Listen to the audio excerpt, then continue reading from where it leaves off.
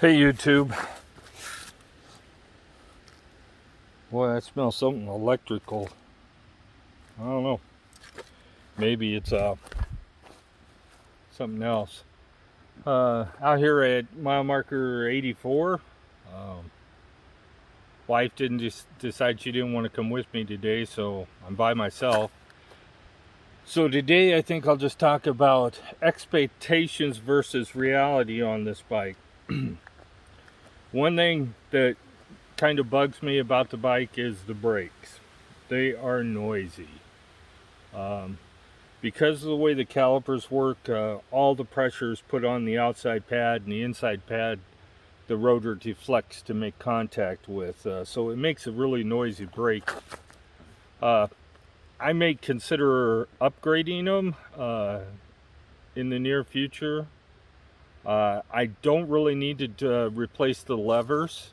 For those of you thinking about doing it, you just need to replace the calipers. Tektro makes some calipers that are better quality that actuates both sides of the pad so that it comes together, and they're a little less quiet, a lot quieter, and a little less well, they're just quieter. A lot of people on the trail. I just passed somebody who was doing something they weren't supposed to. He was walking and he had something hid under his shirt. It looked to me like he was out here trying to bow hunt. I don't believe that most of this property here is close to all kinds of hunting unless you know the owner. So I don't know what he was doing. Ain't my business, but well, something just jumped behind me. Bike is doing good. Other things that might not meet your expectations are the seat. Like I have described in other videos, that the seat doesn't hold up well. Tires are not holding up well, but they're doing okay. I mean, I would expect them not to be as worn as they are. Everything else, now those that look on Lectric's website and expect to get 50 miles out of a charge, maybe on pedal assist 1 and you're doing all the pedaling, you might get 50 miles, but I don't see that happening even with somebody that don't weigh more than 120 pounds. Realistic expectation for the average person, say 150 pounder, would be 30 miles. I would say that's average, and the more you go up, the lower it goes. But hey, if you want more distance out of it, just buy a second battery. Speed wise, it checks all the boxes. If you bought an electric bike and wanted to go fast, I think you probably should have skipped that and went straight to a motorcycle. Electric bikes can go fast, but to keep this in mind, the faster you go on throttle, the faster you burn through your battery, especially on a geared hub, which is what this has. There's basically three kinds of drive system. You have mid-drive, which is a motor on the middle of the bike that drives the front chain ring. You have hub drive, hub gear drive, hub drive, which is a non-geared, and it's a you know those because they're great big hubs in the center. They're much bigger than what's on this. This is a geared drive, and one of the realities of gear drive is the faster you go, the more energy it uses, whereas a straight hub drive uses momentum. It weighs so much that it uses less power when it's going fast. Mid-drive is based on gearing on the bike, because it actually drives the chain, so keep that in mind. A mid-drive you're going to spend more money for, and they're going to be lower wattage, but in the reality, the lower 250 watt motor will take you probably up hills that you'll never get up on a geared hub drive. Now a hub drive, hill climbing is going to be a problem. So if you're on flat terrain, then a hub drive may be the way to go for you as far as speed and distance. A gear drive has a little more hill climbing ability, but it's still limited.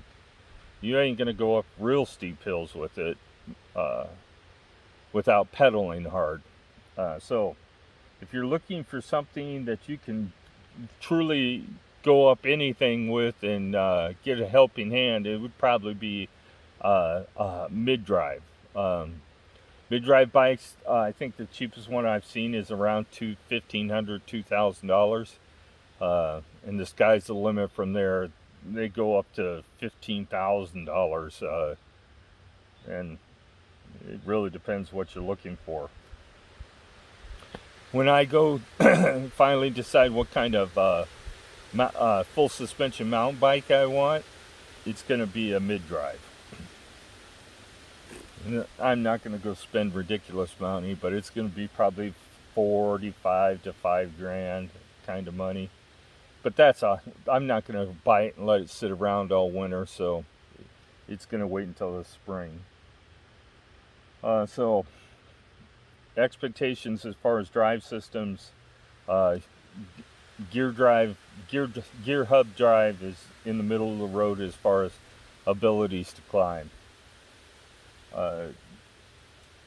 The bike does have a softer ride, but it's not full suspension or front suspension, and front suspension has its purposes, but I don't know if you'd need it on the trail surfaces I'm riding on today. I don't think you need it.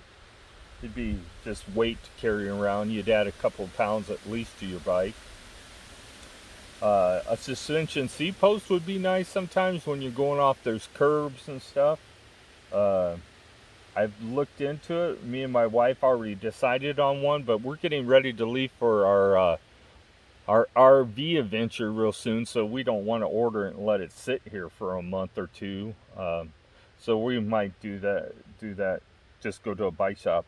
I want a dropper seat post because I have a little problem getting my leg up high enough to get over the seat, and that dropper seat post would drop down and allow you to get off the bike. Most of them will drop 4.5 inches. Some will drop more, and they also have a little suspension in them, so you can buy them with a little suspension. Other ones you can just buy that just drop.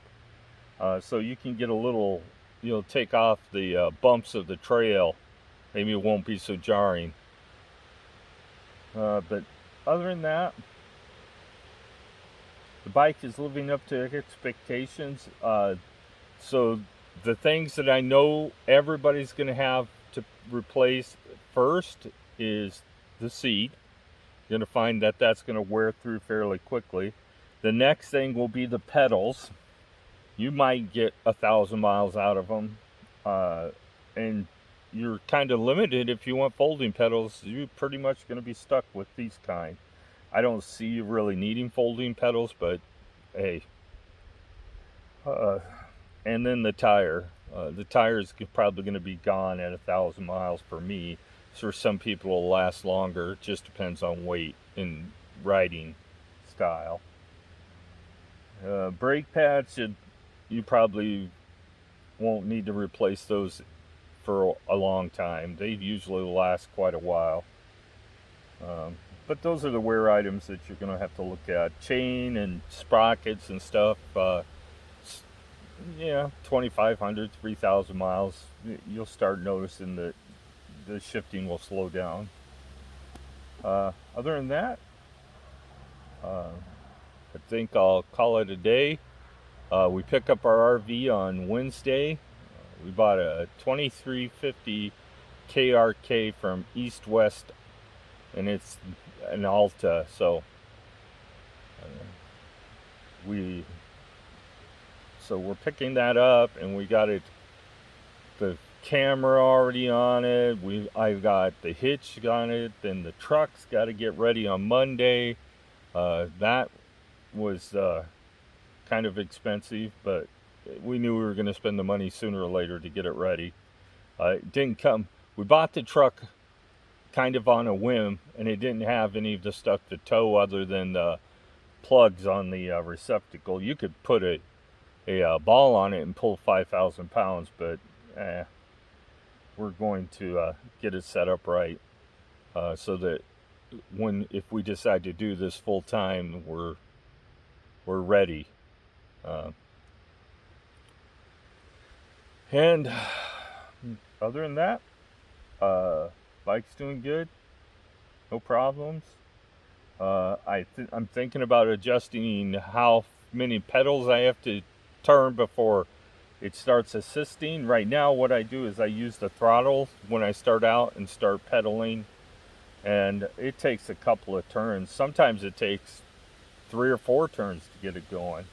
It's not, my wife's is less and mine is more for some reason, and I haven't messed with those settings, so maybe I'll just take a look at the settings and see if there's some that are off. Well, please subscribe. Questions, general questions about bikes, electric bikes, regular bikes, whatever you want to know. You need to know a size on something, give me a comment. I'll tell you what you need to look for. Other than that, have a good day, ride your bike, get out there and enjoy it. Talk to you soon.